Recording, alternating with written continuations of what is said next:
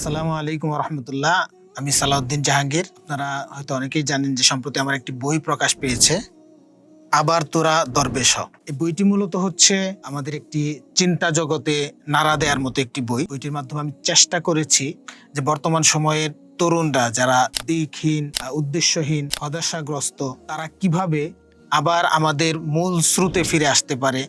আমাদের যে চিন্তা, আমাদের যে ইসলামিক যে ভাবনা এবং ইসলামিক যে সোনালী সময়, সেই সময়কে কিভাবে আমরা ফিরিয়ে আনতে পারি, সেই ব্যাপারেই মূলত এই বইয়ের মধ্যে আলোচনা করা হয়েছে।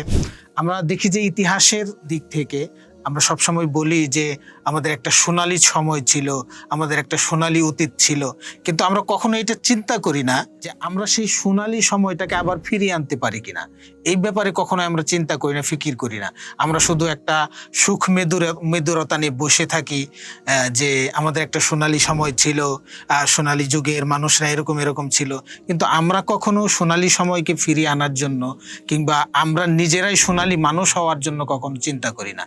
এই যে আমাদের চিন্তার স্থবিরতা এবং আমাদের যে চিন্তার এককেন্দ্রিকতা, চিন্তার যে পরমুখাপেক্ষতা, এই বিষয়গুলা থেকে কিভাবে আমরা উত্তরণ ঘটতে পারি, কিভাবে আমরা সেই চিন্তাকে শেষ করে আবার নতুন করে চিন্তা করতে পারি, কিভাবে আমরা সোনালী সময়কে ফিরিয়ে আনতে পারি এবং কিভাবে আমরা আবার সোনালী মানুষ হতে পারি, যাতে করে আজ থেকে 1000 বছর পর যখন এই সময়ের ইতিহাস লেখা হবে, তখন যেন তখনকার মানুষরা বলতে পারে যে এই সময়টা ছিল ইসলামের সোনালী সময় এবং ওই সময়ের মানুষ যারা ছিল তারা ছিল সোনালী মানুষ।